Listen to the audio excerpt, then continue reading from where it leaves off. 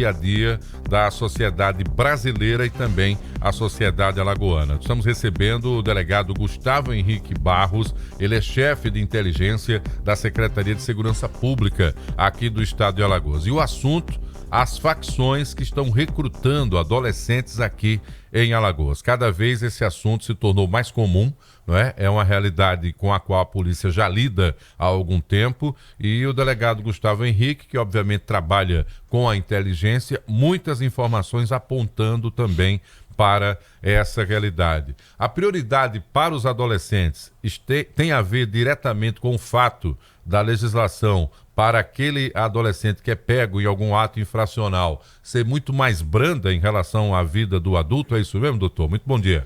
Bom dia. Bom dia aos ouvintes.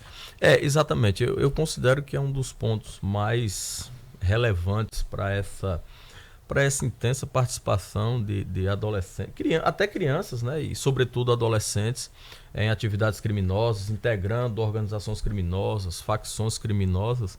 É exatamente as benesses, a benevolência que, na minha opinião, existe da legislação relativa a menores, né? Eu sempre cito o seguinte exemplo.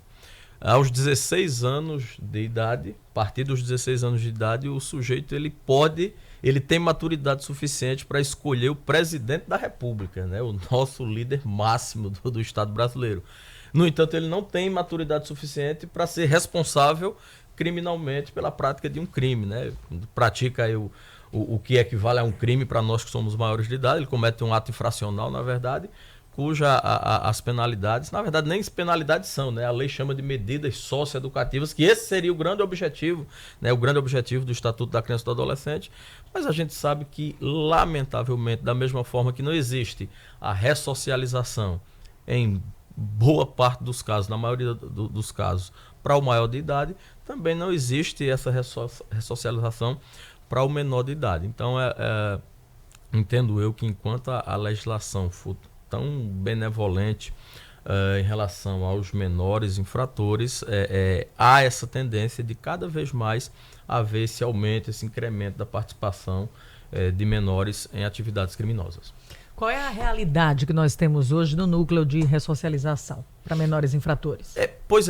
Você percebe, o sujeito ele ingressa lá, né, como até a gente conversava aqui informalmente, né? Antes de iniciar o programa, né, ele já entra lá geralmente com a dívida, né? Geralmente ele vai entrar lá porque perdeu uma arma de fogo, foi apreendida pela polícia, perdeu uma droga, ele já fica com essa dívida lá com a liderança da facção, né, ali que domina a área onde ele atua. E a partir daí ele passa a receber atribuições, inclusive dentro da própria unidade de ressocialização, que se ele não cumprir, né, quando ele voltar, ele vai estar em má situação com as lideranças, sem contar com aquela dívida que ficou lá fora, que tem que ser de alguma forma paga. Ou a família paga, ou quando ele sair ele vai ter que pagar. Se não tiver dinheiro para pagar, ele vai ter que pagar como? Trabalhando para o tráfico de drogas novamente. Então, assim, a ressocialização, ao meu ver, inclusive nesse campo aí, menores infratores, ela praticamente não, lamentavelmente, ela praticamente não existe. Não avançou, né? Um outro detalhe também, Thaís, é que dentro desse processo, né, desse universo aí criminal de um modo geral, há o crescimento da própria facção, né? Porque os bairros, eles têm aí algumas referências de facções que atuam em área A ou B, e quando uma pessoa cai, e na sequência uma segunda, uma terceira também cai, ainda tem a suspeita de que alguém delatou. E como o que está vivo dentro do sistema pode ter delatado, então ainda cria um grave problema para ele e para a família, que também ficou fora, que é uma coisa que a gente não lembra muito, mas os pais não são responsáveis, né? Ou pelo menos perderam o controle da responsabilidade quando ele foi adotado pelo crime. Mas quando vem ter o julgamento da facção, às vezes a família é quem acaba pagando realmente. Agora, doutor, a gente falava também que essa realidade cruel, aonde parece que a facção está um passo à frente, né, da legislação e até do Estado brasileiro de um modo geral, no tocante à organização, esse tribunal aí paralelo do crime que existe, qual é a alternativa? Seria a mudança da lei para uma responsabilização penal já como adulto aos 16 anos. Essa é uma tese que já foi discutida e rechaçada, né, no Brasil, mas esse seria o encaminhamento?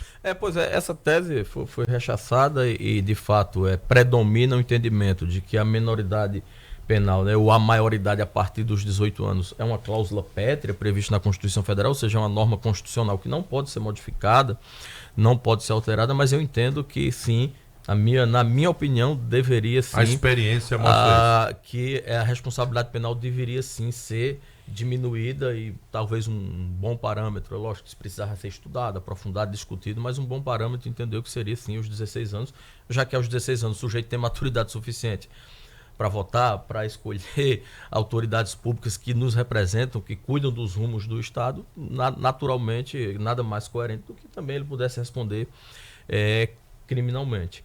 E você fala aí da questão das facções criminosas, de fato, né, a gente sempre percebe que nós na inteligência vivemos isso diariamente, né? A cada dia nós vamos nos adaptando para estar no encalço dessas organizações criminosas, principalmente as facções de âmbito nacional, porque de fato elas são bem estruturadas, bem organizadas.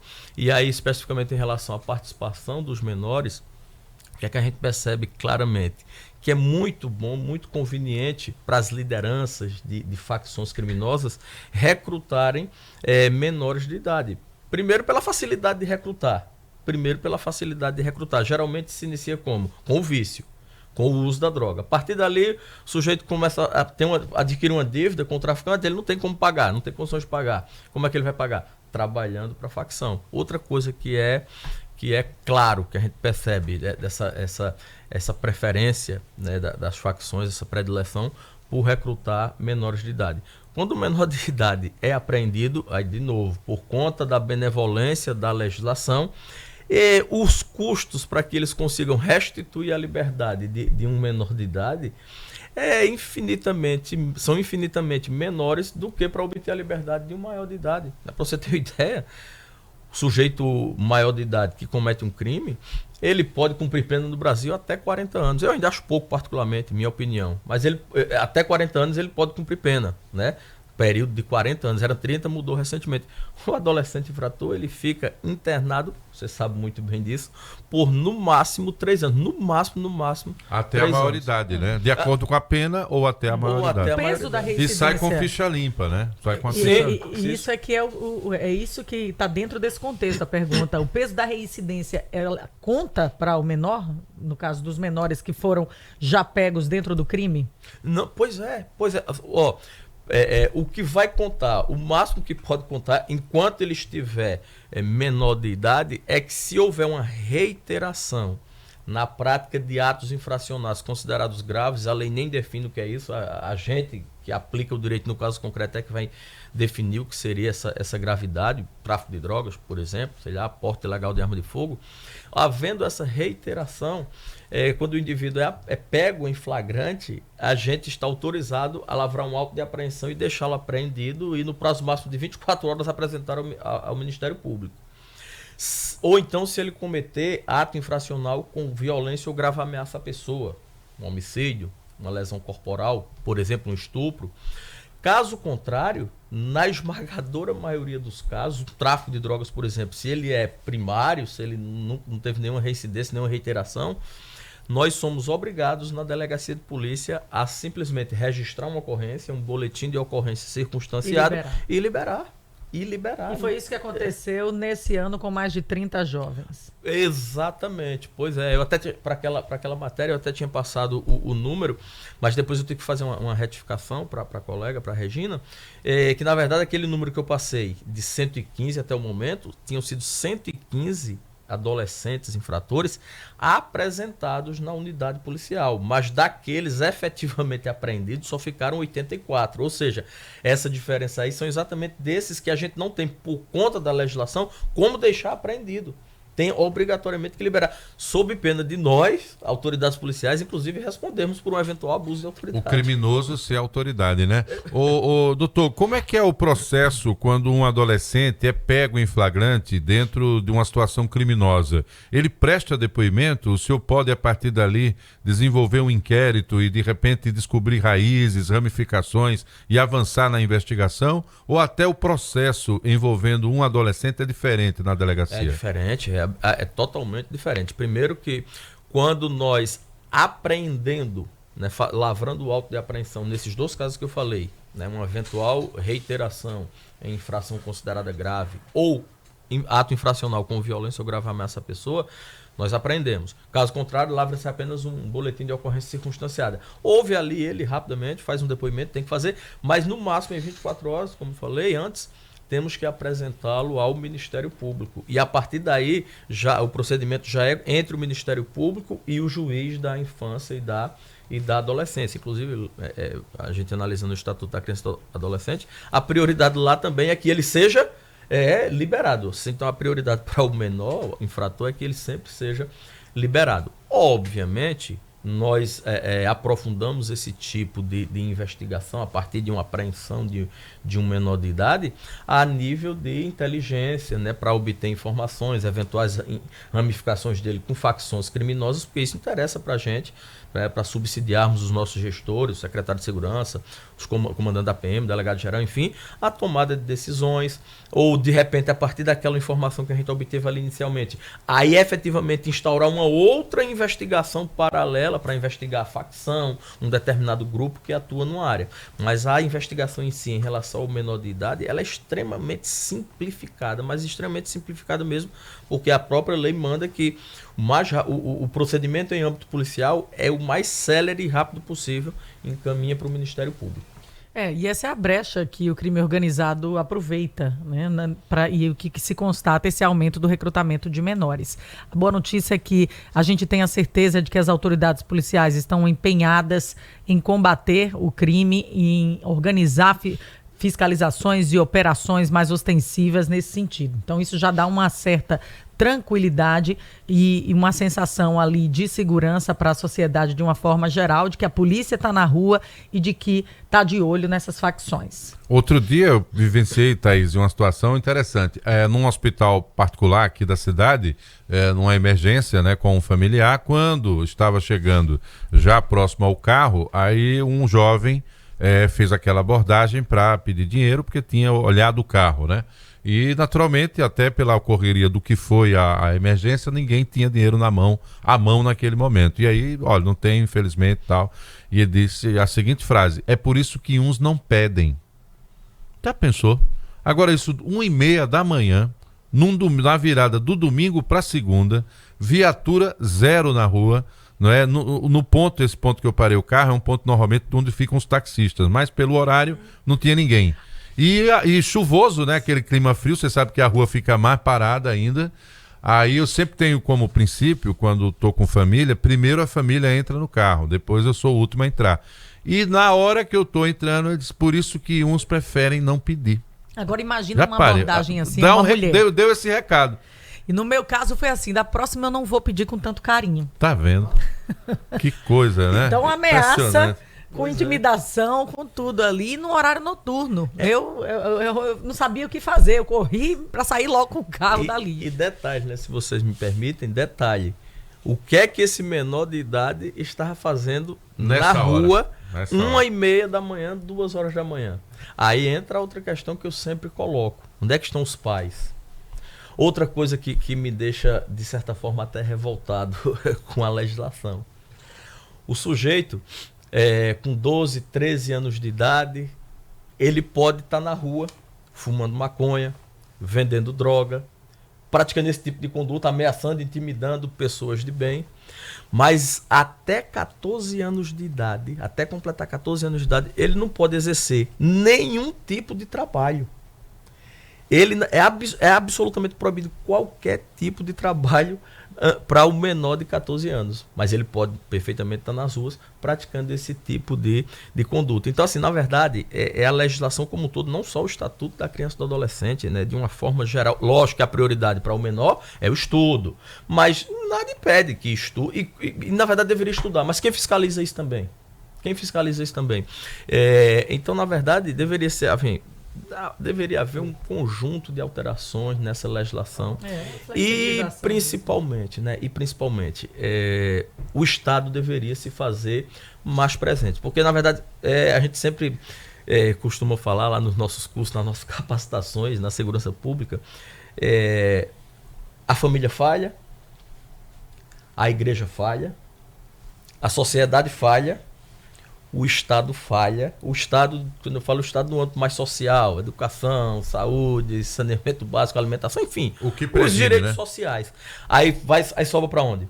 Para o braço, para a força do Estado, que é exatamente a segurança pública. O limite, né? Será que resolve? No seu limite. Será que a gente vai resolver?